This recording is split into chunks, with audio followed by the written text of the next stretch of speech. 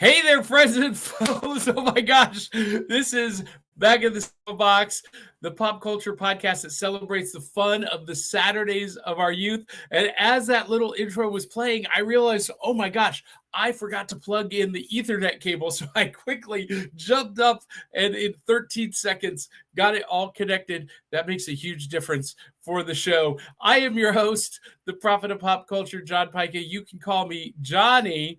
And this morning, we've got some very special guests in the virtual rec room to talk about the 30 years of Mighty Morphin Power Rangers on Saturday Morning 101. And we are going to do that right after this from the Murdering Crows.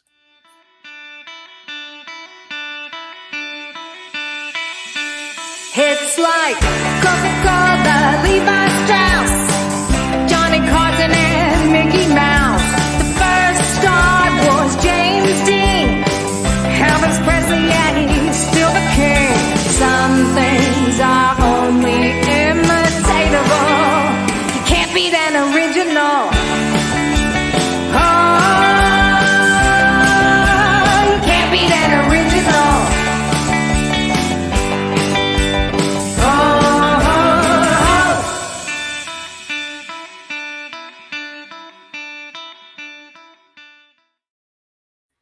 What a chaotic morning, and welcome to Back of the Cereal Box, the pop culture podcast that celebrates the fun of the Saturdays of our youth. And that theme song, awesome theme song, was performed by our good friends, the Murdering Crows. Get their album, Four Bad Crows, from Amazon, iTunes, Google, anywhere you buy music. And of course, we need to thank our Cereal Box super friends, Kate Hawkins, Eli Cash, Cindy Kep, Charisse Collins, Dave Mattingly, and you too can join them and have your name in lights at buymeacoffee.com/cerealboxpod. The banner will be running along the bottom, and that's the last we'll talk about that today.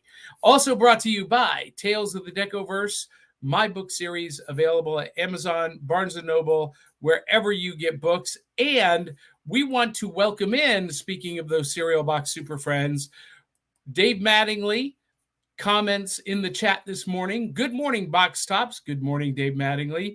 And our other Cereal Box super friend, Cartoon Commotion, Kate Hawkins, says, hiya, friends. Good morning. Good morning, Kate. And that's how this show works, folks. You can comment in the chat, be a part of the show, and join me and my co-host. Speaking of which, she is coming to us live via the magic of the interwebs, all the way from Winnipeg, Manitoba, Canada. She is your emotional support Canadian, the Peppermint Princess, the social media socialite, the one, the only, Willow Skylor. Hi! OMG. And she is brandishing some Megazords here. Yep. Wait, okay, so... Oh, sorry. So, Willow... I can't coordinate myself today. I'm sorry, guys. Listen. It's been 2 weeks since I've done this show.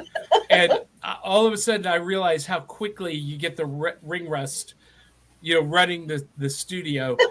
I'm like, wait a minute. Do I remember how to do this? But, so what...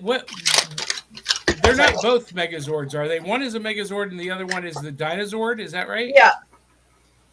Okay, so the Megazord. And the other one is the Dinozord. The Dinozord kind of fell apart in my lap. So, it's all good. We all fall apart in Willow's lap. So, yeah. Me and my husband were big on Power Rangers and a lot of other things.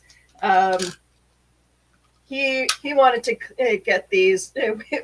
We like to raid every so often the Toys R Us, and I apologize, you guys don't have any Toys R Us's in the States anymore. So, yeah, we ended up buying these. Wait, so are those recent? No, these we've had them for a while now, but we did just raid the Toys R Us a couple days ago, and I saw. In a I moment. saw. So I yeah, saw. Yeah, we'll get to that in just a moment. me and my husband, we OMG. are big on the Power Rangers. So Now, is that the flute sword? yes, it is. Does it play?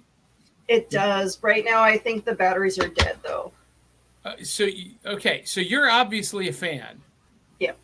You're gonna have to explain the flute sword in a minute, but let's hold on. I'll try.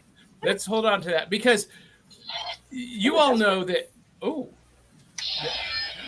you could have talked about that on your Haunted Dolls episode of Cryptic Crunch. That's a toy that comes alive on its own, right? So Willow is a big fan of pop culture and Saturday morning cartoons, superheroes, X-Men in particular, and of course, she is a huge fan of the Ninja Turtles. We found out a couple of weeks ago. Oh yeah. And now, obviously, the Power Rangers. So this is exciting. And as for me, I am an Avengers freakasaurus and Star Wars fanatic. Star Wars movies and Avengers comic books and Saturday morning cartoons made me who I am today.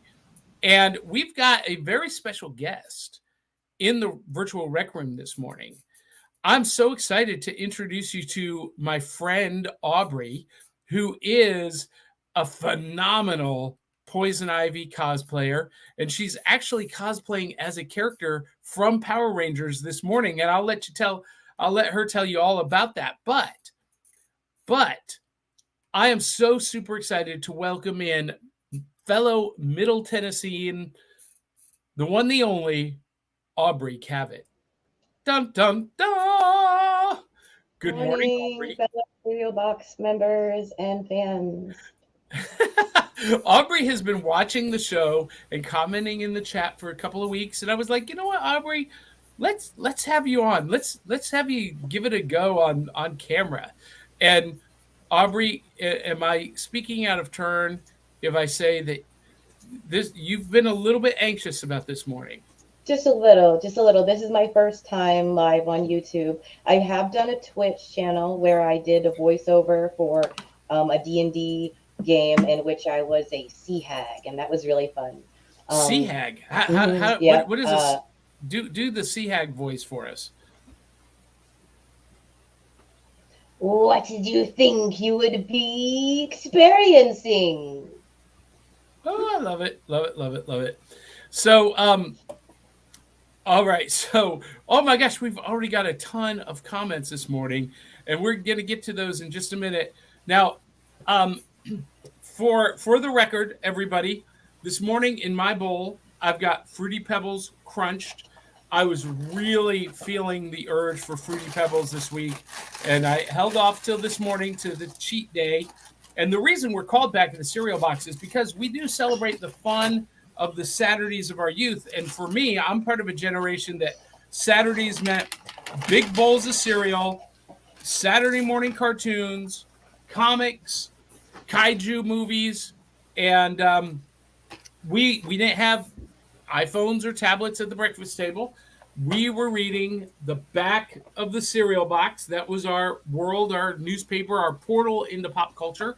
And so that's what this show is all about. And so I've got Fruity Pebbles crunched. Miss Willow, what do you have this morning? Lucky Charms Honey Clovers. Ooh. So this is one that I've wanted to try, but it's not come to Middle Tennessee. You mean to tell me that Canada actually got something before Middle Tennessee? Wow. And Miss Aubrey, what do you have this morning? In honor of our first Zords, of course, I have Trix Trax. And in a moment, you're going to be doing a live taste test of that. So get that ready as we welcome in our expert. So not only is Willow an expert in Power Rangers, but I had to go get one of the leading experts in geekdom on Power Rangers. He is a Power Ranger. He is a super-powered MMA fighter and fan of all things Spider-Man and the MCU. He is from Drew versus the World, Drew Milden.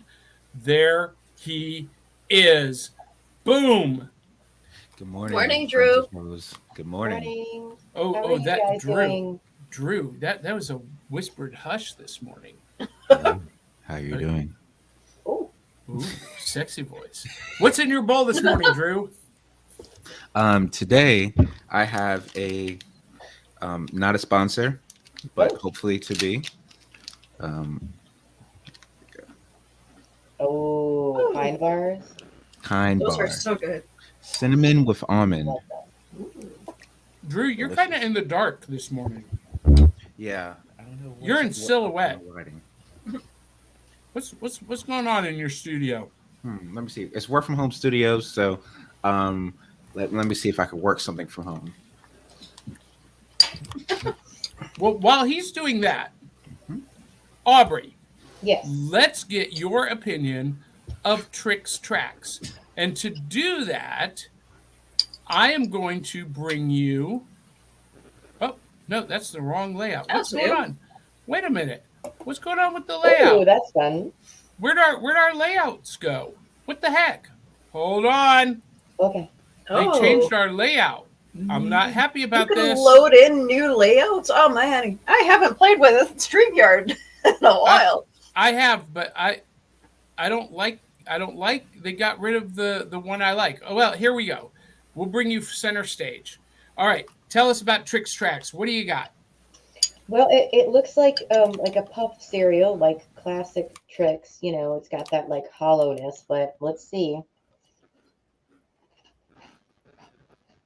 It's a severe crunch, just like when we were kids. But it has marshmallows. Like, Wait, did you say a severe crunch? oh yeah. Yeah. I don't know if you remember, but to me, at least as a kid, Captain Crunch and Trix had the same kind of almost jagged edge at times. When you get a big bite and you get in that wrong part, and like, ooh. Okay, yeah. I've heard a lot of people say that about Captain Crunch in particular, and I never really experienced that. But anyway, so is it a winner? Is Trix Tracks a winner?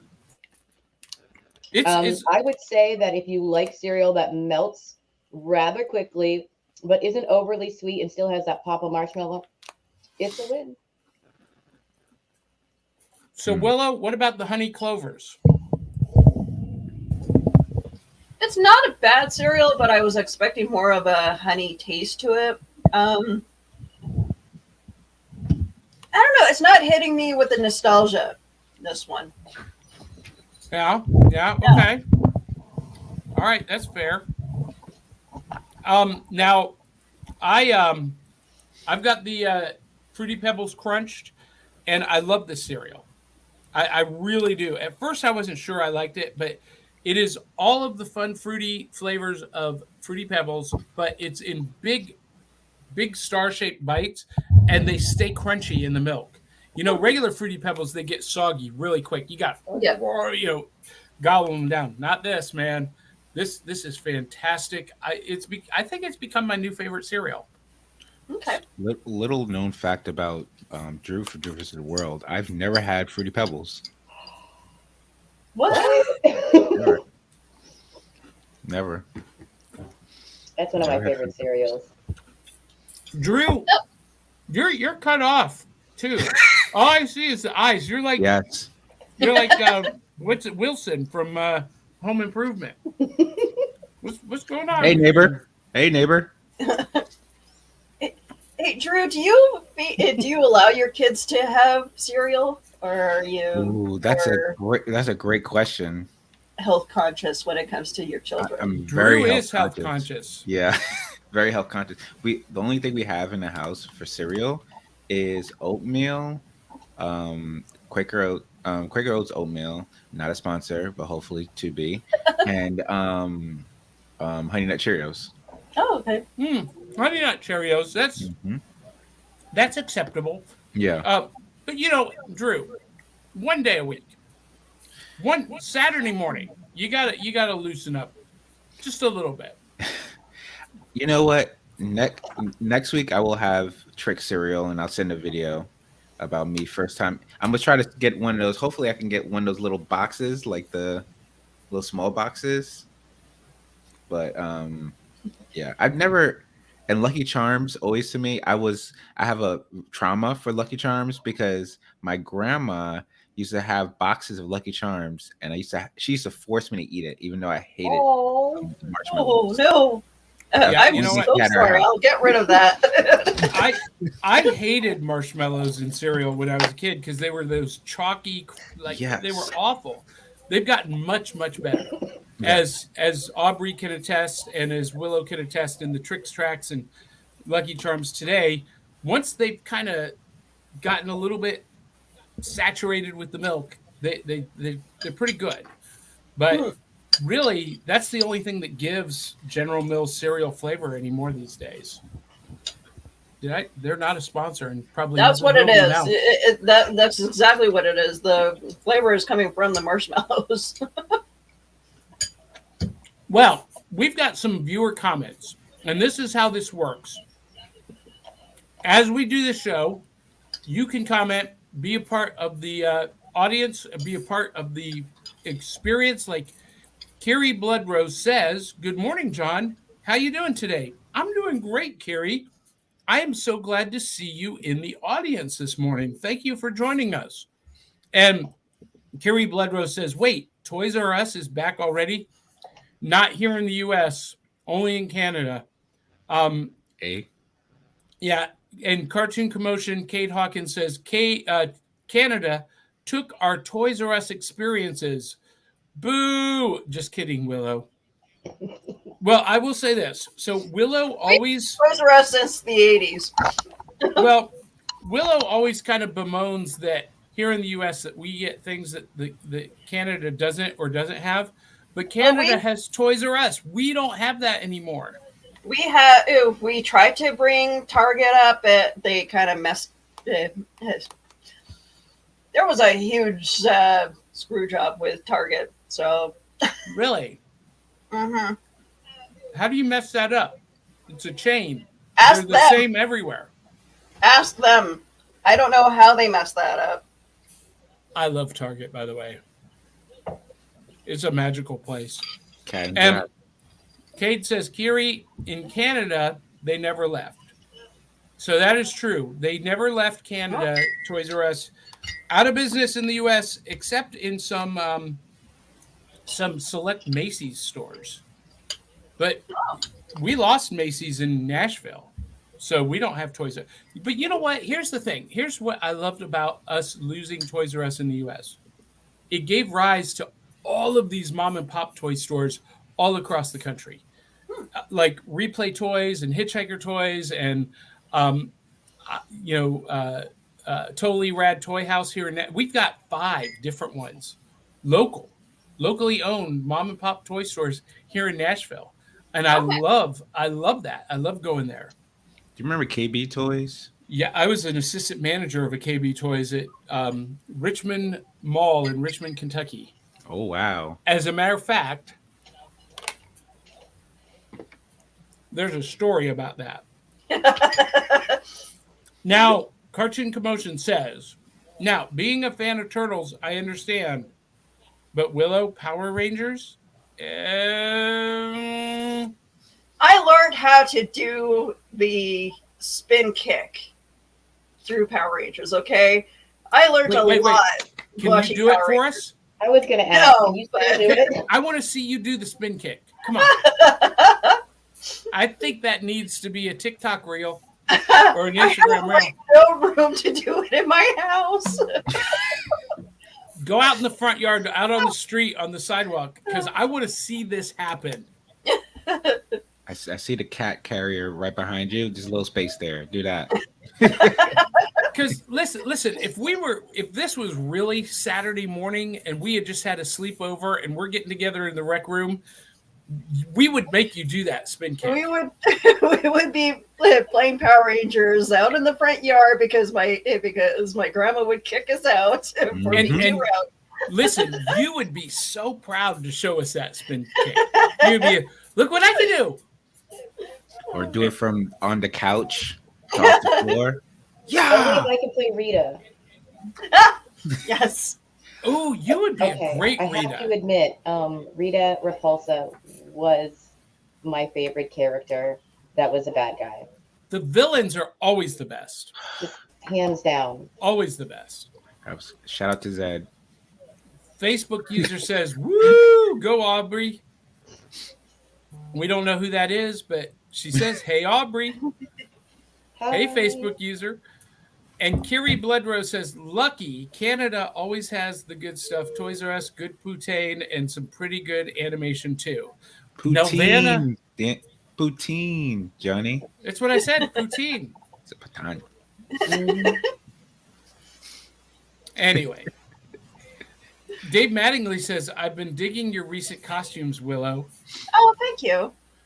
And Dave Mattingly also says, "Good morning, AC Kindred. Welcome to the box." Wait, so what is AC? That's my initials. Of course, Aubrey Cavitt. I do face painting. I also do photography. I show up in costume as costume characters. So I do those as side gigs, and AC and Kindred are part of the Kind Red Productions, which is what I do. Very cool. We're getting some echo. Who's got echo? Drew, I turned your mute off, though. Nope. That's coming from Aubrey, that echo. Uh-oh. So something's coming through your speakers. Okay, can you still hear it? I don't know. Can I? No, it's gone. Woohoo! Excellent. Hey, we've got some Twitch comments that I'm not going to show. And Cartoon Commotion says, "That cereal reminds me I need to eat something." You know, I have never once in my life had to be reminded to eat. Anybody else need to be reminded to eat? Like, my body pretty much tells me. Sometimes. I have a 12 o'clock alarm on my phone to eat every day. So sometimes my boss will come up to me and be like, "Hey, you need to take a break." Yes, I do need to take a break. Can I get 2 15s and a 30? That's fantastic. Facebook user says, "I had French Toast Crunch today. French Toast Crunch is outstanding." Oh my God. Drew got to experience French Toast Crunch with bacon and cereal. Oh. My brother still raves about it every time. His brother was like, "This is the best thing I've ever had in my life." He took it home with him from Atlanta. That was great. Dave Mattingly says, "It's a morning for cereal variants." That's true. Trix Tracks and Honey Clovers and Fruity Pebbles Crunched. They are all variants. I love that. Yeah. Wow. And Cartoon Commotion says, "Hiya, Drew." And Dave Mattingly says, "Say, hi, howdy, Drew." Anyway, we got some more comments. We will get. Well, no. So, Cade, Drew is doing a blurry background on purpose, but he doesn't have his front light on for some reason. I have a feeling that there's some kind of mysterious force at work in Drew's home studio that has taken out his front light. We're actually in an alternative studio today. We are in Wilmington, North Carolina. It kind of looks like he's coming to us live from the secret hideout that That's fantastic. The beach house. When I was a kid, everyone who doesn't understand this, you're about to get a little lesson. When I was a kid, they put prizes in the box of cereal. Mm-hmm. Toys and comics and posters and sometimes records on the back of the cereal box that you cut out and you could play. Frisbees. And listen, the Fruity Pebbles, the Pebbles cereals always had the best. They had these racing cars. They had these actually a Fred Flintstone and Barney squeeze coin purse that Oh my God, way back machine there. Oh, I remember those. I carried that for years. So when I was a kid, we would reach into the cereal box, literally dig around for the prize, and I've got some cool loot this morning. I've got some prizes from the cereal box. So let's reach in. I'm going to pull out my prizes.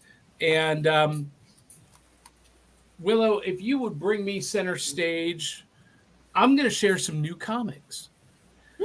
This is a brand new Godzilla comic called Here There Be Dragons. And I want you to imagine Pirates of the Caribbean meets Godzilla. What? That's what this story is. And it's being told, the story is being told by a Jack Sparrow kind of character from prison. He's in an English prison in the Caribbean, and he's telling the story about the first encounter with Godzilla. Dun, dun, dun. Interesting. Godzilla's the Kraken. Yes. Unbelievably good. The art is great. The story is super well written. And if you love Pirates of the Caribbean, and if you love Godzilla movies like I do, this is going to be right up your alley. Then, Willow, I talked about this on our show from PopCon last week, but I didn't have it with me. You're going to dig this. Oh. This is a brand new Mothman series based on a story by Frank Frazetta. I love how we just invent the lore to Mothman. Well, yeah. So in this story, Mothman is an alien who crash lands in Point Pleasant, West Virginia. He becomes friends with a local dog, and he's just trying to repair his ship and get home. But these neck-bearded rednecks, they're like, oh, we got to hunt him down and kill him and stuff him and mount him on the wall. And that's the Frank, just a great story. It's a lot of fun. Oh, here they are hunting after him. And the guy's own dog turns on him because he became friends with Mothman. And he's like, no, you don't shoot my friend, the Mothman. Anyway, lots of fun. But you guys, I picked this up yesterday and I read it in one sitting. Wow. This is a trade paper collection called Once Upon a Time at the End of the World by Jason Aaron. It is a post-apocalyptic love story about Mace and Esmeralda. Maceo and Esmeralda, or Mace and Mezzi. And this is written by Jason Aaron. This is not for kids. Oh, okay. This is for mature audiences, but the art is just this gorgeous painterly art. I don't know how to explain it to you. We got noise on the mic here. Yeah. So, yeah. Ooh. So beautiful artwork. That's crisp. It is super crisp. Wow. And I love it. This was such a fun story. And it's all about the Wasteland Rangers. And it deals with issues of bigotry and religious intolerance and all kinds of fun stuff in the apocalypse. So that's my new loot this week. Oh, wait, one more thing. You're going to love this. Can anyone guess what's in this? It's the Oogie Boogie. But wait. Oh my God. Oh, cool. Okay. Oh, The Oogie Boogie dice. that's cool. Johnny, where did you get this? Where did you get this? Books A Million. Okay, say less. I need to get those. I just got my wife from Comic-Con, from HeroCon. I got her Susie, the keychain, the pop keychain, and I got me the Jack Skellington keychain. So this would complete my set. So Books a Million. Okay. Yeah, yeah. I've wanted the Oogie Boogie dice for ages, and I finally found them. So I had to show them Amazing. off. If you Willow- play Kingdom Hearts, it has even a better like representation. It's like that was one of the main characters I hated to beat was Oogie. So Willow, do you have any new loot this week? I do. And it is my favorite Batmobile.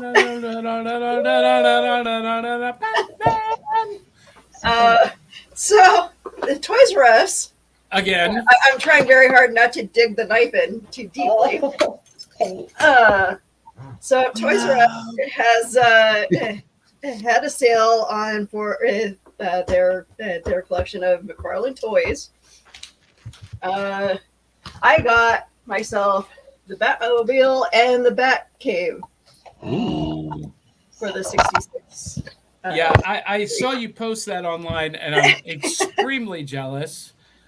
I do have the Batman 66 figures of Batman. I'm going to have to probably buy them online because they didn't have the proper 66 characters. Well, you know what? I've just got them sitting in a box. Maybe there needs to be a gift coming to Willow. I can e-transfer you some money today. We'll talk about it. We'll talk about it. Aubrey, what are you digging out of the cereal box this morning? Do you have a prize? I do. So I found this at an old, they say antiques, but you never know with some of these shops. Ooh. I found this. What issue is that? I believe it's number 24. 24. So, those of you who don't know, this was a phenomenal series in the 70s and 80s from DC Comics, and really groundbreaking stuff. Really, really good stuff. So look at the price tag on that: 40 cents. 40 I know, cents. 40 cents. When it I makes bought you this, cry a little. It makes just a little bit of tears when you think about how much. This Godzilla comic, $3.99. Yeah. 40 cents versus $3.99. And the artwork is amazing. Yes, it is. Yes. Is that Mike Grell who does the artwork in that? I believe so. I'm not sure. I'm one of those people. I only open it every once in a while, so I was saving it for the stream because I thought maybe. Well, break that bad boy open. Okay, here we go. We have not been out in a long time. There's some dust in here on the back. Look at. Okay, well, Ooh, the Daisy ad. I love that. That's some old advertisements. Look at. Oh my gosh, O.J. Simpson. I was just ad. about to say that. Oh my goodness! Oh my goodness! Okay. Wait, what does that say? Responsible for the advertisements. We wear. Wait, what does it say? We wear Spot. What? Spot built. It looks like. Just like OJ. It's like a shoe cleaner, I think. Well, listen. Wow. Yeah, their shoes. Make sure that's the only thing you do like OJ. you know why? 1979. Yeah, I was 9 years old. The year before I was born. Oh my gosh! And who's the artist on that? It should say right on that page. Inker Vince Coletta, colorist Adrian Roy, letterer Ben Oda, and editor Jack C. Harris. But it doesn't say pencils. No, it says inker. What at the top? What the very top? Oh, written and illustrated by Mike Grell. I got it right. Mm-hmm. Got it right. Dum, You dum, had it. dum. Boom. Beautiful. So that O.J. Simpson ad. A lot of people ask me why I never drink orange juice. I never do. I don't drink orange juice because OJ will kill you. Anyway. And you definitely don't, squeeze the juice. Oh my goodness, Drew, you got anything to show off this morning? I know we went to. we're away, but I do have no. I'm not gonna show it. So But little I would teaser. say that I did get from HeroCon, and this is just a humble brag. New Mutants number 16, the first introduction of the Hellions. I've been looking for the past 5 years, so I'm happy about that. That's fantastic. So little teaser. Drew was our correspondent to HeroesCon in Charlotte, North Carolina, and we will be posting his video and pictures this week. We had to get through the PopCon stuff from Louisville, and now I'm going to be posting the HeroesCon stuff. So, Drew, did you have a good time? I had an amazing time. The first day I went with my children, so it was a lot. And the second day I got to have some free range, got to pick up some comics, got to talk to some illustrators, and I think hopefully Spagna Zero Box will be there next year. Let's make it happen, Johnny. Yeah. Well, it's a whole lot different going on a press pass, isn't it? Mm-hmm.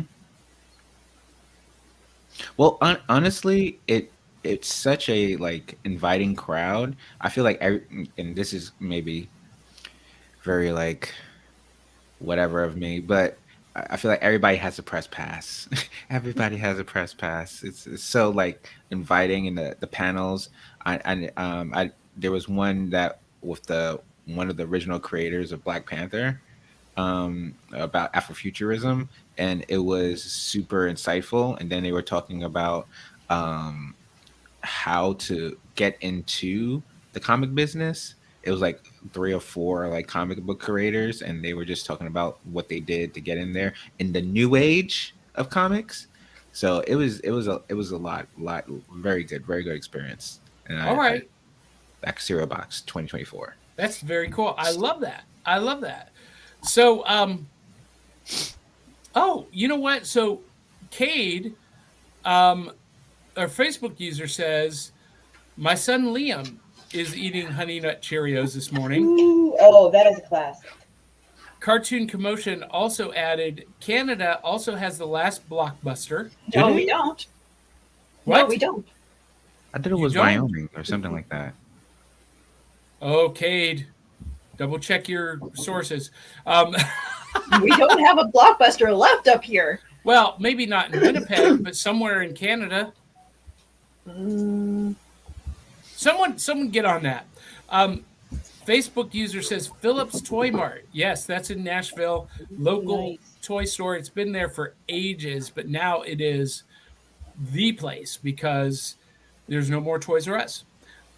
Dave Mattingly says, in the Hawkeye series, the bad guy lair was an old KB Toys.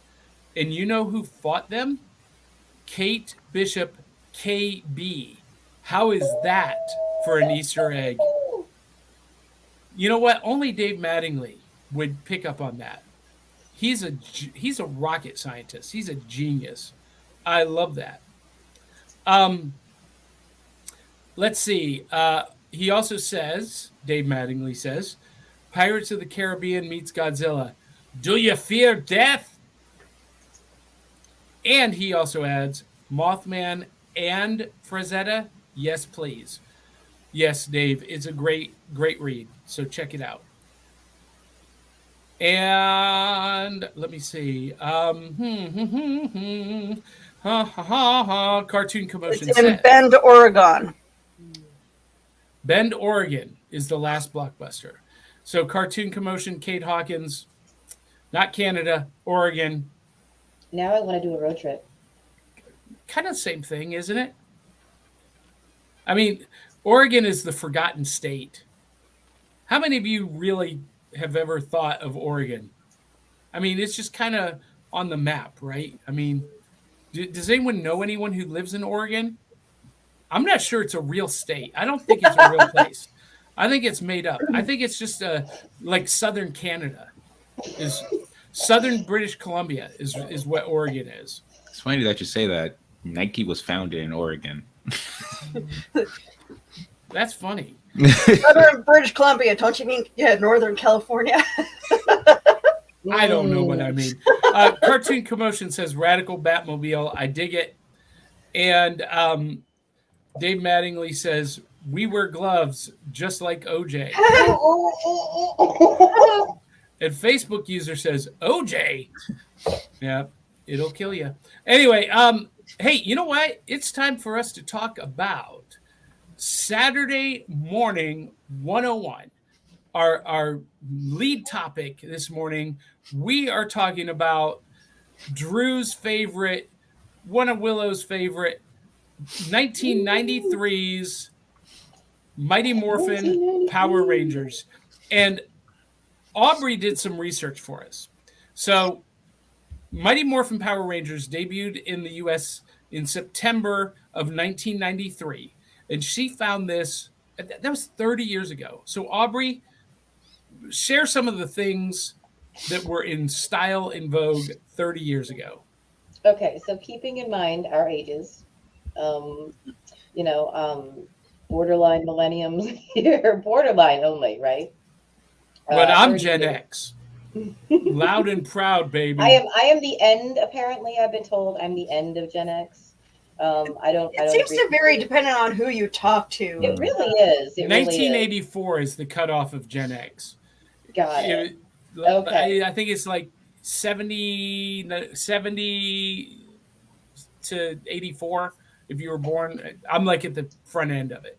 Okay, so the average income was $31,200. Minimum wage was $4.25 an hour still. Wait, that income. $4.25. Wait a minute. That income, median, that was household income, not single. That was household income, 31,000. Look at average year. Household income. Yeah. Okay. That's crazy. All right. Continue, please. Okay. So $4.25 an hour. We had Al Pacino as our award-winning actor.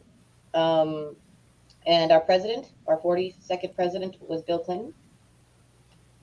There was No. Bill Clinton was not. Oh, yes. 1993. Oh, my gosh. I just had a brain cramp. Because I'm like thinking, okay, I don't know what I was thinking. So a dozen eggs for the new gen, a dozen eggs was $1.05. The typical fare. And a movie ticket was $4.15.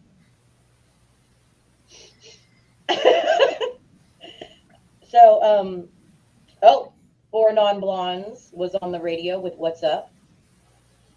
I don't remember that. No. The slang then was da bomb, chillin', dis, and as if. It was a different time. The stars that were born. Ariana Grande was born in 1993. Just a FYI. Gives a little perspective there. Wait, Ariana Grande is 30 years old? Ariana Grande is 30 years old? That's crazy. This comment is exactly how I feel. Right back machine. That is the truth. Wow. I was 4. Okay, so Dave Mattingly corrected me. Gen X, where did it go? Where did it go? The comment. Oh, here it is. 1965 to 1981. So, yeah. I'm in the middle of Gen X, and Aubrey, you're at the very tail end. And surprisingly, but not surprisingly, last fact: Jurassic Park came out this year. Wow, 30 years of Jurassic Park. Same time as our Dino Rangers. Well, no. The Dino Rangers came out later, and Ryan Permisson says that Time Force is the best season. Ryan has joined us in the chat. What time is it? It's Morphin Time. Tyrannosaurus. Woo! Go Ranger Station is an East Coast PR convention on Saturday, July 15th in Oaks, Pennsylvania. I think he meant East Coast PA, Pennsylvania, where many actors and vendors will be, including me. Don't miss it. Ryan Permisson. Go meet Ryan July 15th in Oaks, Pennsylvania. And Ryan's going to be commenting and blowing up our comments, I know. And he says, how can I enjoy when I wasn't asked to be on this panel, considering I grew up with the series? He says, LOL, just kidding, because I did ask him, and he turned me down. Zentron says he's a tad late this week, kind of just woke up. That's okay. You're never too late. We're glad you were here. So let's talk Power Rangers, because you guys, I'm going to show some images as I talk about this show, because nope. I was not really a fan. Okay. Nope.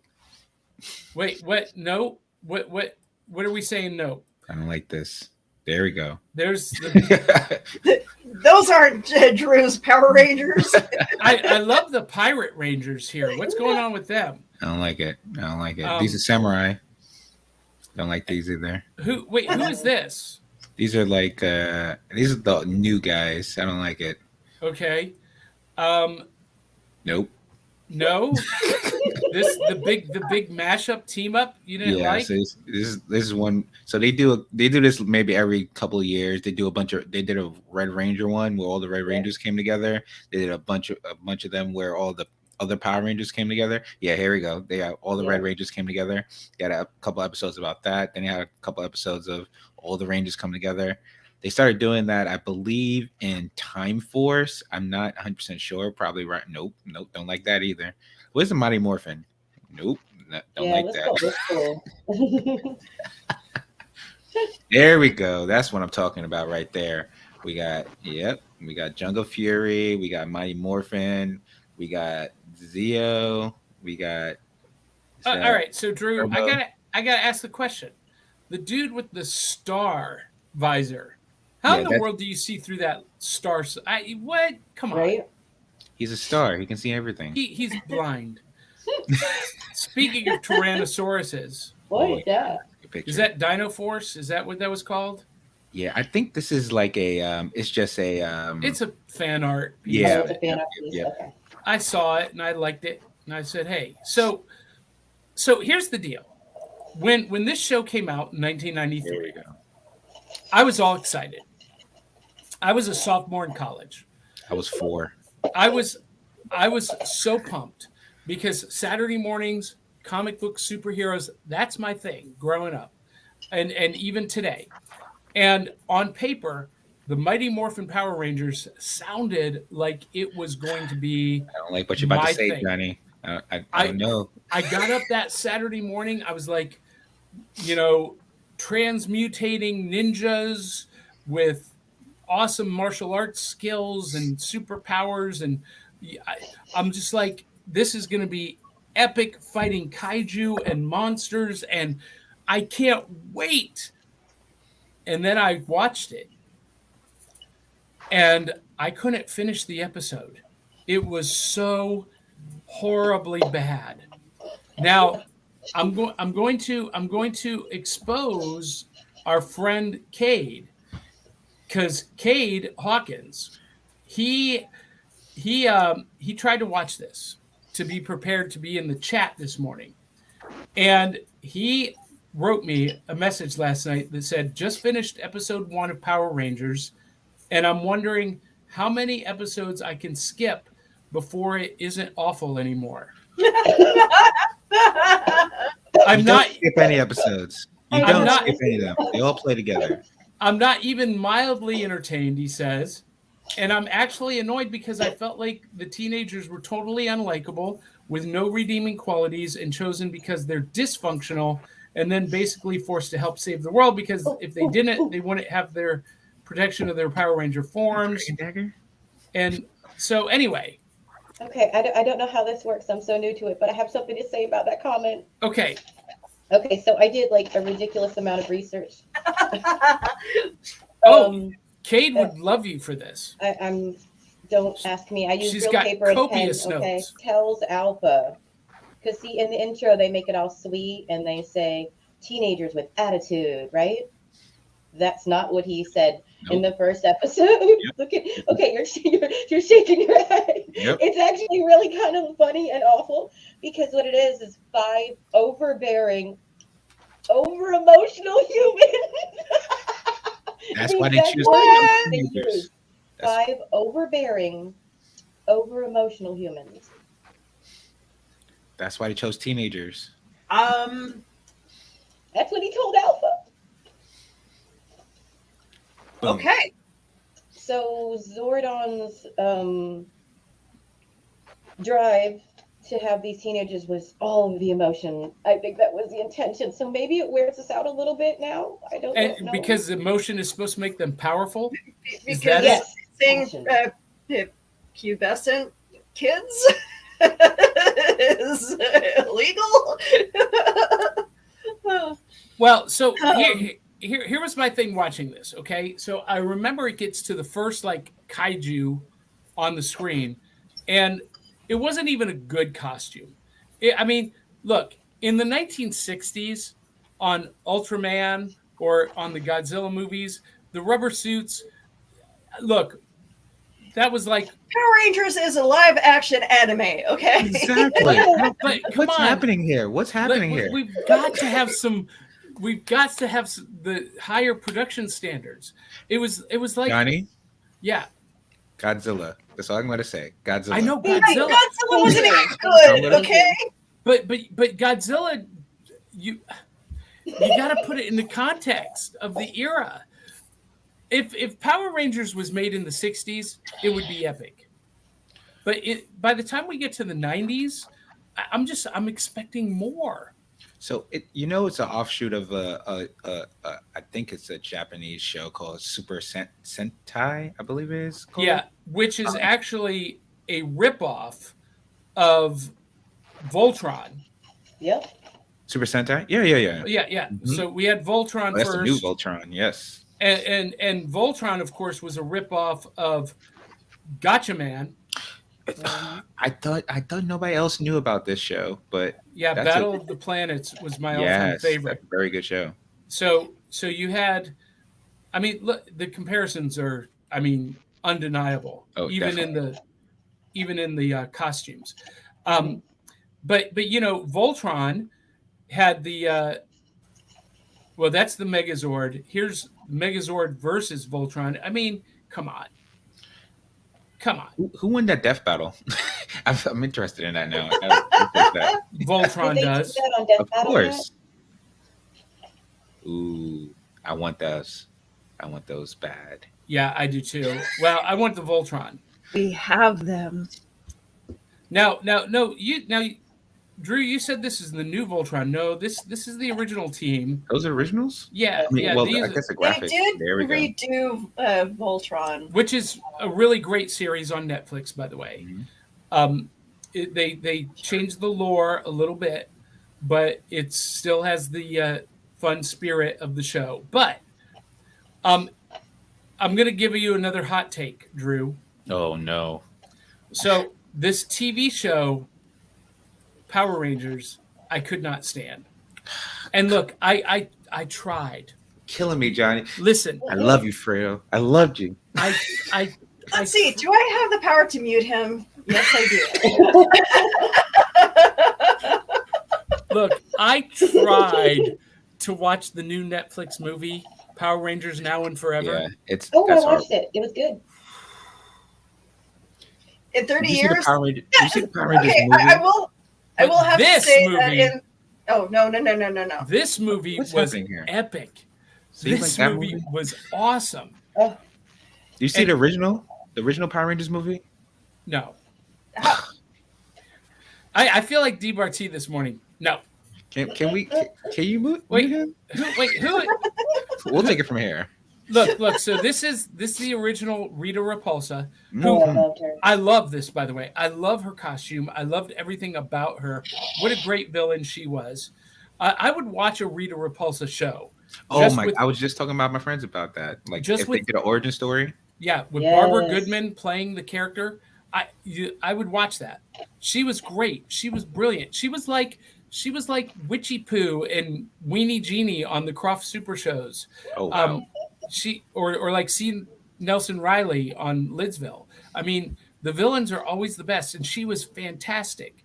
But then this is the Rita Repulsa from the 2014 movie. And who is the actress here? Elizabeth? Is this Elizabeth Berkley? I think Is that's that right? Elizabeth Hurley. Yes. Really? I don't remember her in the movie. So she left a really good impression with me. That's Elizabeth Banks. Banks, Elizabeth Banks. Elizabeth Hurley, Elizabeth Banks, Elizabeth. There's too many Elizabeths. Elizabeth Olsen, Elizabeth. Berkeley. There's just too many Elizabeths in Hollywood. But does anybody else feel like she was not memorable in any way, shape, or form? It looks like she's trying. It looks like they kind of took the look of Diva Talks and created that. Yeah, Yes. I mean It that's doesn't look intimidating though. No, that's Not like quite a Rita. departure from the mashup, because basically Rita Repulsa was this mashup of Japanese and Native American culture and all of this shamanistic stuff coming together. It was brilliant. Do you And have a picture of Zed? I don't. So here's the thing. When I was going through pulling images, do you know how hard it is to find images on the internet of the Power Rangers that aren't infected with malware? That's Really? a very That's good to specific know. problem. Yeah. I don't get that. Yeah. I don't get that. Every time I tried to download a picture, it could not be downloaded because it was infected with a virus. The original movie that came out with the Power Rangers is called the Power Rangers. I think it's called Power Rangers the movie, with them transforming in their beast forms. Actually transitioned. First time I've ever seen this, transitioned into the actual show. So they then had beast coins and had their, I believe their robes or their attire in the show, and it's such a great movie. It was about the ooze. Oh, Willow. Wait, what is this? PowerPoint? What is this? It's that. This is Morpher. Yeah. So- Red Ranger. Is that what they wear on their wrist? No, what they wore on their wrist is a Activator, watch right? that. What, Johnny? What's happening here? I told you I'm not a fan of the show. I don't know about the Power Rangers. You're Is here that to a power- educate me. is that a- okay, so what Willow has in her hand is the Green Ranger dagger, right? So everybody had a sword. Green Ranger had a dagger. One of the most iconic moments in Power Rangers history is when the Green Ranger came into the Megazord and started knocking the Power Rangers out the Megazord and slapped one of them in the face. If you ever want to see something hilarious, just go on YouTube and put Green Ranger slap. And then this is the first time he did a Kamehameha wave. I don't know if you remember that, Willow. Wait, He did a Kamehameha wave. blast and destroyed the Power Rangers. One of the most iconic villains turned hero, because that was Tommy, who is I forgot Lord Draken. what's his name that just passed away? Yeah. Guy's real name, just Frank, I believe it is. Jason David Frank. Jason David Frank. So that was the first introduction of him into the Power Rangers, and he was a Power Ranger up almost, well, literally till his perishment.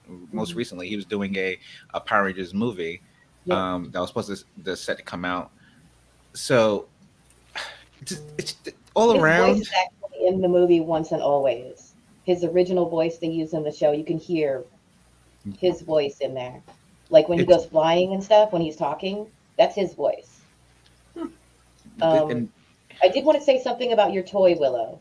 Okay, so I found out Chestnut. that during the recording of the show, when they would lose those pieces where it's like, morph time, Power those coin, specific, yep. the power coin, the big ones, that were on their belt. Remember, they wore them on their belt sometimes, Yeah. but not always. Sometimes they'd be in their coat. They would go to the store and buy new ones because those were so genuine to the actual item. The replica of the toy was so good. If they lost it on set, they'd go and run to the store and buy a new one. Interesting. So that is interesting. So 1993, I was an assistant manager of KB Toys. We're gonna bring this circle back around. So it's full circle. yeah, so we talked about KB Toys a little bit ago, and I told you there was a story.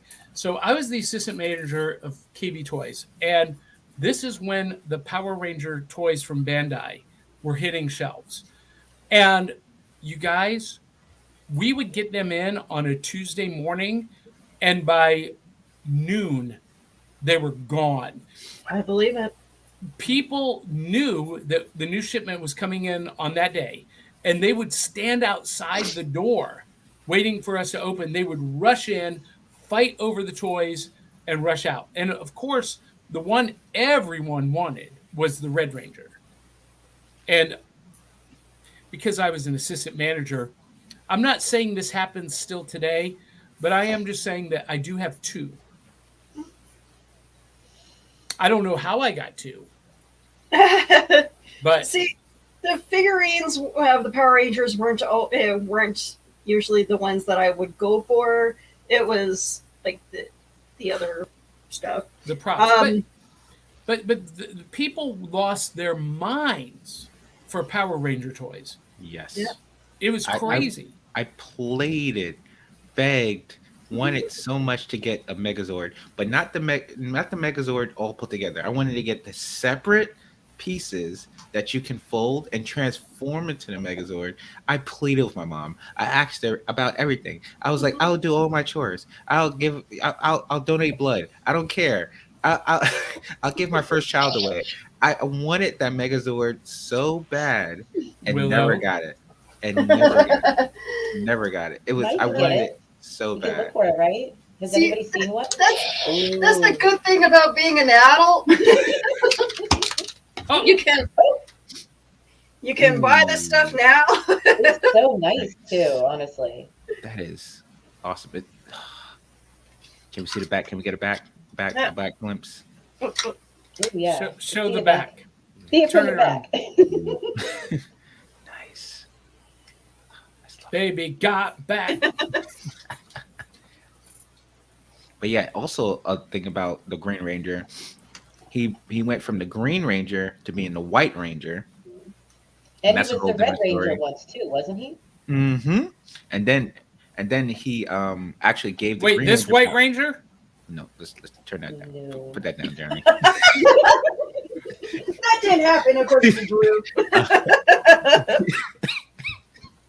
And then there was one episode where he actually gave his Green Ranger power to the Red Ranger so that they can defeat a monster. The best thing about Power Rangers is they used to have like the end of season arc where the villain or the kaiju is usually the kaiju or the because Rita Repulsa, her whole thing is she made the monsters grow, right? So there was a guy, I forgot his name. He used to actually create the things out of clay, right? And then he put it on the kiln, and then it would go down and fight the Power Rangers. And then Rita Repulsa had a staff which she would throw into the earth and then make them grow. So the arc, usually the end season arc or the end episode arc, used to be like a 2-episode arc where the Power Rangers actually got defeated. So this was one of the first times you ever see a superhero get defeated and have to come back and regroup themselves to actually win the next fight. And that happened, I think, a couple times. And what happened is that Tommy, who was the Green Ranger at that time and actually good, came back on the side. He gave Jason his Green Ranger powers to defeat the kaiju, and then that's how the Dragon Zord became part of the Megazord. Okay, so I have something to add. So Finster, you were saying the guy's name, Finster, was the one who used to make the putties. And they specifically said it takes 10 seconds to make a tray of putties. Mm-hmm. He was good. He was good. He was good. Hey He was guys, the original toy maker. Really sorry to do this, but I have to take off. But those of you who are interested in following me and seeing what kind of toys I get in the future, please feel free to find me on social media everywhere. Thank you, Willow. Love you. I gotta go to work. You guys have a great day. Bye-bye. So, Cartoon Commotion, Kate Hawkins says, I don't hate the concept of the Power Rangers. I bought the show on DVD because I love the concept, but there's nothing in the show that made me care about it. And for me, that's a deal breaker. See, I kind of feel the same way. The concept of the show, I love, Drew. Like that's what like it would be right up your alley. I was like, it has everything. I know. Okay. On So I paper. do have something that might attract Cade's attention. What's that? Okay, so he seems to like. Okay, he liked Top Cat. I don't know very much about Cade, but he seems to like intriguing parts to a show. In depth. Mm-hmm. Follow the story of Bulk and Skull. They are there. There we go. I saw your excitement. Okay, so this is the most in-depth characters in the whole show, in my opinion. They have a huge arc from being extreme bullies, harassers, beggars, hangers-on, to this huge arc of like they want to be policemen, they want to learn karate, they want to learn the piece of the universe, they want to be helpful. They absorb somehow being around, just like existing in like the juice shop and everything area of Angel Grove. They just kind of absorb all this goodness from all these attacks. And eventually at the end, they're business owners in Once and Always. I mean, it's huge. So Kate, I'm just suggesting, if you need an in-depth little arc, go for it, man. Just dive head first. And it's not about the Rangers. Not purely, it's about what the Rangers do to all the normal people like Bulk and Skull. Yes. Well, I love that. So that is super cool. Now here's the thing, Drew. Even though I didn't like this show, I've tried to go back and watch it, and you're right. On paper, it is everything I love, but there's something about the execution of the show that I just never resonated with me, and I just could never get into. However, in comic book form, the Power Rangers are awesome. In comic book form, they read like any other awesome superhero team. Mm-hmm. And everything that I envision in my mind that should have happened in the show happens in the comics. Mm. And look, I was the same way about the Ninja Turtles. I was never a fan of the Ninja Turtles. But Last Ronin was awesome, and then the Power Rangers Ninja Turtle Team Up series I was about to say that was unbelievably good, and I love it. I love reading it, and I've had a lot of fun with it. Here's a little bit of facts, Johnny, that happens in real life in the show. Do they cross over with the Turtles? Yes, they do. Yeah. So enjoy that. Go and watch it. Go forth and be merry, sir. There's so much good about the Power Rangers. They just bring happiness and joy to everyone. To Angel Grove, they literally save the world. They're defeating Godzilla every other week. Like I don't they really are. Well, every other week, like there's a Godzilla they literally have to battle, and then the good thing, what I think a good part or a good way to watch it is to follow a character, right? So pick a Trini or a Zach, or maybe like everybody likes Jason, right? But that wasn't my guy. My guy was Tommy. I'm a Tommy guy. That's there you go. And through and through, follow a character and just see their progression, right? Just follow that character's progression, because everyone had a personality quirk or trait that you can follow, and just you can attach yourself to. Being a nerd, being the very overzealous person, being the perfectionist, being like everybody have like an arc that you can follow. So I also want to say that the Power Rangers versus Godzilla comic series was epic. It was so good. Yeah, it was so good. But I had a question, and now I don't remember what it is. Oh, okay. So Zentron says the American version of the show I just found too goofy, and that's what Jack said the studio pushed for. So here was my thing. They were fighting these automatons, the putties. Were they really alive, or were they like golems? Why wouldn't they just cut them to shreds? Why bother trying to knock them out? And why send mindless drones to I don't know. You ever heard of Clone Wars? Yeah. Exactly. But those weren't mindless. And they weren't just automatons. It's the same thing. It's like exactly. They're basically the same thing. They're like clones. They're like putties. The reason why they created them is because they have a billion of them, just like clones. Well, so I heard someone said that they heavily edited out a lot of the fighting in the American version because apparently, and I'm learning, a lot of the fights were actually from the original Japanese series. Yep. Yes. Yep. But they edited out a lot of the kicking and punching. Yeah.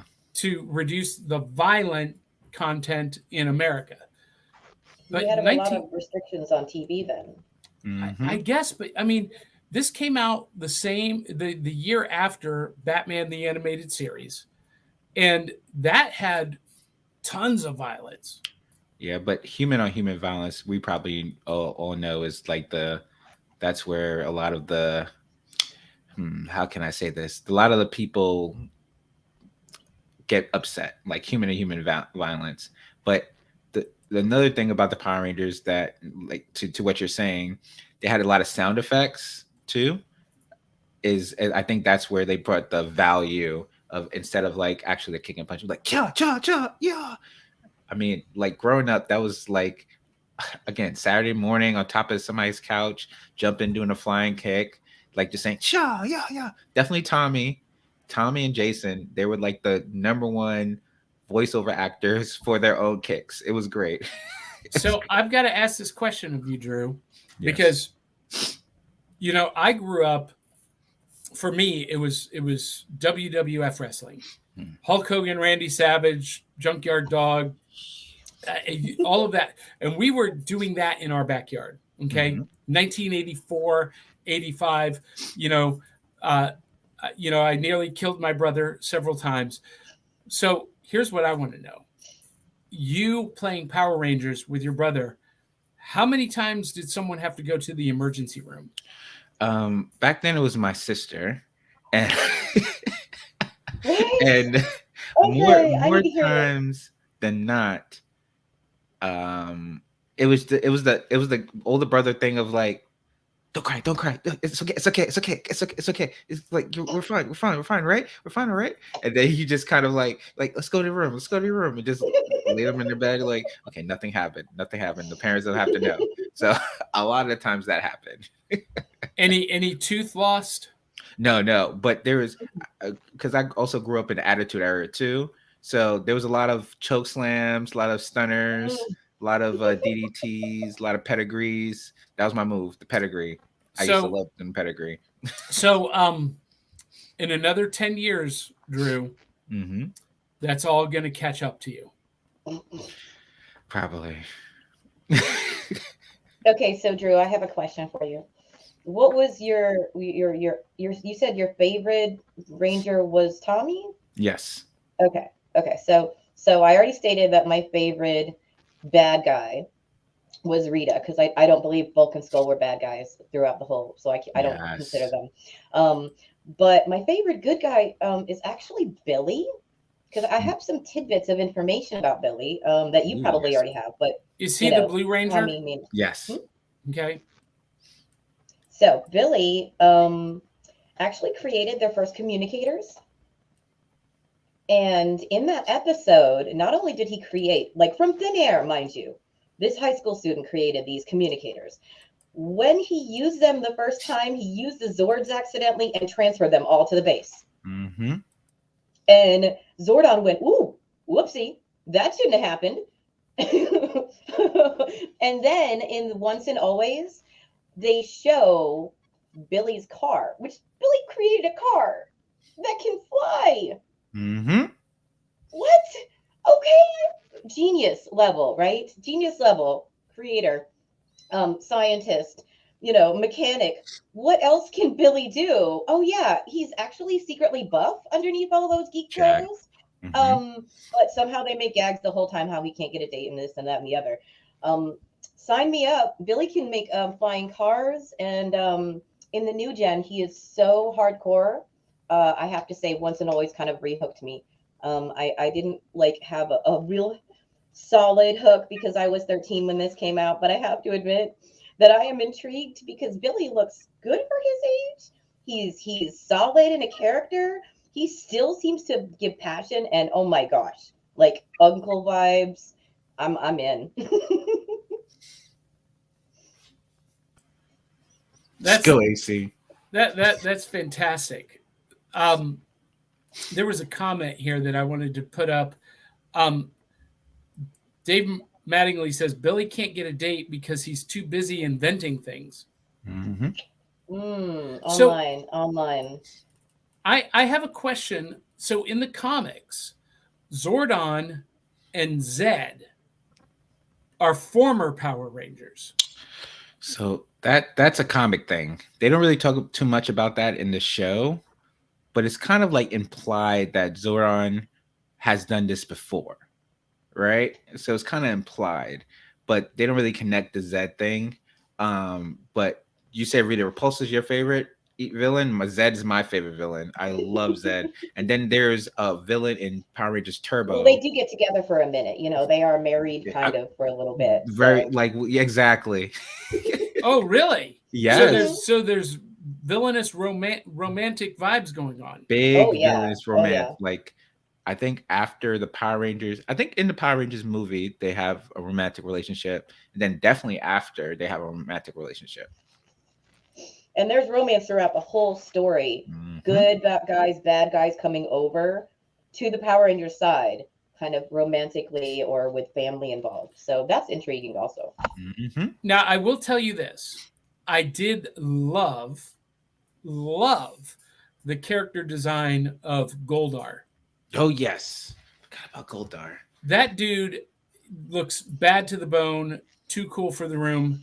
Too bad he can't really put anything together, but he looked awesome. His plans always fall apart. He's one of the original grow characters. He's one of the original getting down and knocking some heads in. I mean, I will say that some of the character designs in the show were really, really awesome. Originals, yeah. I mean, we already talked about Rita. Zed was pretty menacing looking.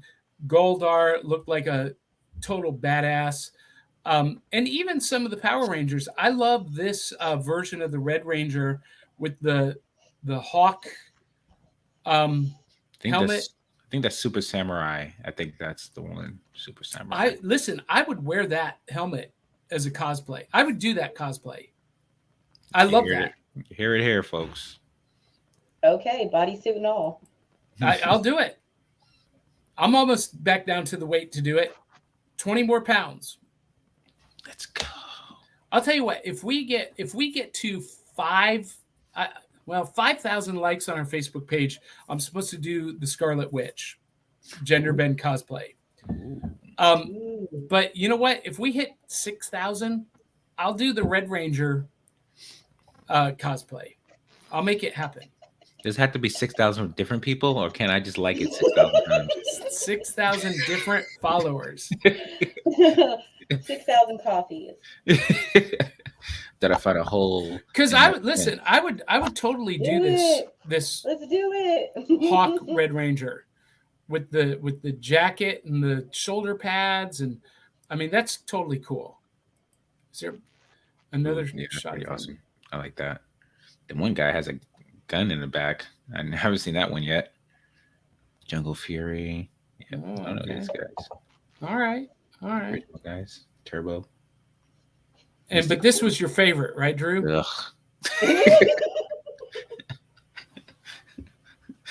That's the only thing about Power Rangers. After the years, I felt like they just kind of saturated the market with too many different variants. What is going on there? I mean, the Pirate Rangers. Super Mega Force. Like, I don't get it. I mean, these look like I would do the Yellow Ranger of that. I am into pirates heavy. Okay.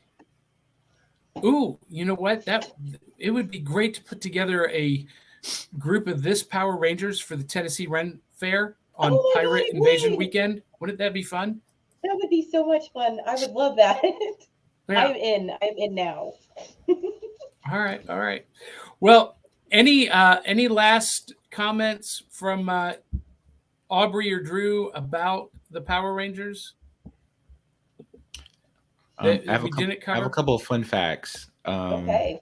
One fun fact that I think I told you during our conversation, Johnny, is that one the original Black Ranger actually, and a lot of people don't know this, he actually had 10 fingers. I mean, he actually had 9 fingers. He had one finger missing. And if you ever watch the show again, that was the hand he used to morph with. And you can see that his hand, I think it might be his ring finger, is missing. So he has to he the way he grips his the morpher is a little bit different than everybody else. So that's a little small fun fact about the Black Ranger in the original cast. Oh my God, I didn't know that. That is so cool. Now is he the same actor that did Now and Forever? Yep, same guy. And he's so doing the cool. con circuit right now. Yep. And, kind of begrudgingly, I think. Yeah. And I met him and he was like, "Yeah, I was a Power Ranger." Yeah. I mean, hey, listen, pay the checks. And I'm like, dude, you're getting paid to be here. Be enthusiastic. Anyway. And the original name of the Power Rangers actually was Dino Rangers. That's another fun fact. And another fun fact, some of the Power Rangers used to do their own stunts. Yeah, I remember that being said. I thought it was really cool. Yeah, so they all had dino, or I guess they are dino. Dinos, yep. He said the pterodactyl, the triceratops, the saber-tooth tiger, Tyrannosaurus, and then the was it Mastodon? No. The Black Ranger looks like, I don't know. Oh my goodness, it's slipping my mind. It wasn't. No, it's a Mastodon. He's got tusks. Yeah, on Mastodon. The side of the, Yep. It is a Mastodon. Well, there you go. We can stop talking about it now, Johnny. I know it hurts you. No. It doesn't hurt me because look, we picked this because Saturday Morning 101. This whole series is about the essentials of understanding the Saturday morning experience. And even though I'm not a fan, I'm the learner this morning. It's important that we recognize. I can at least recognize the cultural impact of the Power Rangers. I mean, it's huge. It's one of those franchises that has never really left. Yep. There was a brief period where it wasn't very popular, but it never went away. Kind of like the Turtles, kind of like the Transformers, kind of like G.I. Joe, eternal. And it will always be with us and be a part of multi-generations' childhoods. Can I get you to do one thing just to indoctrinate you into the Power Ranger society? Sure. Watch the original Power Rangers movie. Just give it a chance from beginning to end. I'll do my best. Yeah, just watch it, and then once you like that, then watch Power Rangers Turbo movie. Just I'm telling you, you'll have a different love for the Rangers. So I do have a few tidbits myself before we get out of here. Okay. So Trini passed away. The actress who played Trini, the Yellow Ranger, she passed away in 2001, kind of really quietly. But the Jason and herself were shouted out in Once and Always. And her daughter actually takes over the role of the Yellow Ranger with the help of Zach and Billy, kind of getting over the fact that Rita killed her mom directly.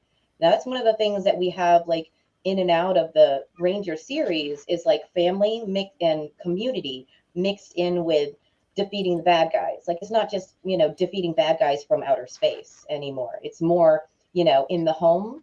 Another thing is that Ernie was the owner and the proprietor of the Angel Grove Youth Center. And that's where we really meet the team before we meet them as Rangers. And it still exists. And that's another thing that Power Rangers pervade throughout the whole series, fitness and, talking with your family and friends, connection with the community, physical activity, and kind of encouraging personal betterment. And they mention Ernie's special recipe at the new movie Once and Always also.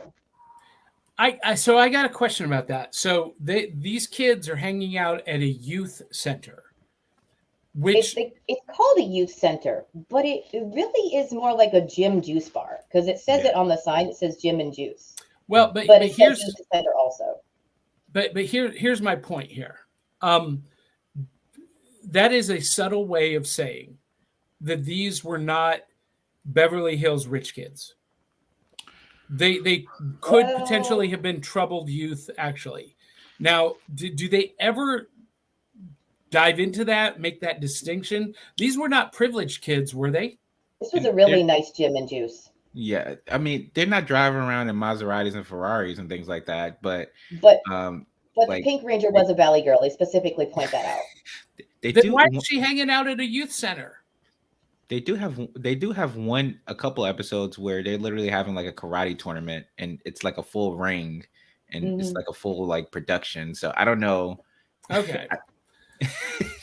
See, I don't know. That's why I'm asking the question. So I think it's just like a hangout place, like the soda shop when in the 50s and 40s. Yeah, I don't think it's like a boys and girls club. More or less, it's more like it's like a hangout place. Yeah, gotcha. You have to pay a fee. There's going to be a fee. You did. Yeah, it's going to be $125. Okay, so these are rich kids. Okay, troubled rich kids. Yes. Okay, that's a good attitude. Because they did have lockers. And they wore the same clothes, so they had the same they had different clothes and different colors. So you have to have a little bit of money to find all red clothes all the time. Yeah, I agree. All right. Any last tidbits from Aubrey or Drew? I would like to say that Alpha, our handy dandy robot that came with Zordon, his big buddy. Specifically, they kind of say throughout the series that he's been with Zordon for a very long time. Mm-hmm. Like when Zordon used these powers himself, kind of. And so the new nice thing to know is that Alpha started out as number 5. I personally like Short Circuit and Johnny 5. Johnny, just a coincidence. Johnny 5 was my favorite character, also a robot, and they name Alpha 5. And this is much after that movie. And also, Rita is actually a robot in Once and Always. Mm-hmm. And she is actually Alpha 8 that transforms into the Rita robot because when Zordon got killed, her molecules got mixed up with his. And then she flies out of the tube that's been shattered and inhabits Alpha 8. So Alpha 8 actually becomes Rita for like the whole movie. And then gets killed, and we have an Alpha 9. See, here is another tie-in to Battle of the Planets, Ninja Science Team Gatchaman.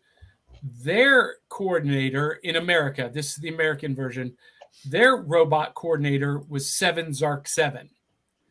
And I always felt like Alpha 5 was a ripoff of 7 Zark 7. Well, I feel like there's another thing Cade can look out for is the arc of Alpha, because Alpha actually has a teddy bear. When he's in the very first episodes, he has like a teddy bear he's like holding on to for dear life and like, ay. Mm-hmm.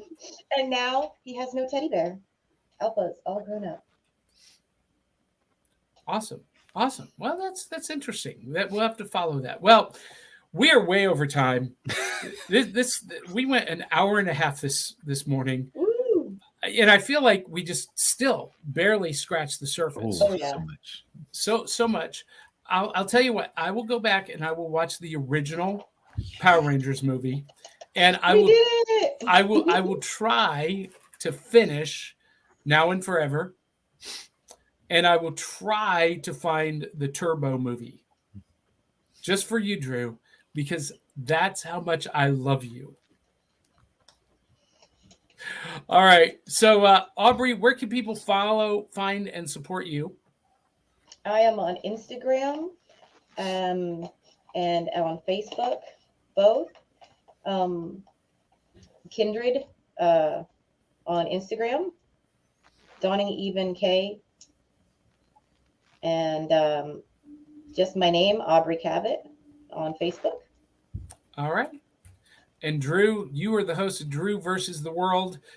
What's going on with Drew versus the World? Where can people follow, find, and support you? If you want to be part of the Drew crew, you just go to drewversustheworld.com. It's on all social media platforms, on Instagram, on TikTok, on Facebook, on all the places where social or media. And if you want to be part of the Drew crew, you just go to send an email to info@drewversustheworld.com. Awesome. And you guys can follow me at Cereal Box Podcast on Facebook, Instagram, and in 2 weeks, July 8th, I will be live with DBarty at the Palace Theater in Gallatin, Tennessee, launching the live show. Super excited about that. You can get tickets at backofthecerealbox.fun. That is backofthecerealbox.fun. Come out, support the live show. If you're in Middle Tennessee, if you are not in Middle Tennessee, but you still want to support the live theater show, you can make a donation at buymeacoffee.com/cerealboxpod. Only if you want to support the live show. And before we leave, we need to give a shout out to one of our partners, Comic Books for Kids, because ticket sales from that live show are going to benefit Comic Books for Kids. Check this out. That's awesome. Comic Books for Kids provides comic books to kids in hospitals and cancer centers across the U.S. It's a place where we can all work together to make sure every child has a comic book. 100% of all proceeds go towards the kids. It's about making a difference, and while they're in the hospital, allowing them to fly like a superhero, battle dragons, or rescue teddy bears. We are in every state in the country and now support over 160 hospitals. Every month, we add more. Visit cb4k.org. Do that. Love it. Mean it. And until the next time, everyone, love you, mean it. We will catch you on the back of the cereal box.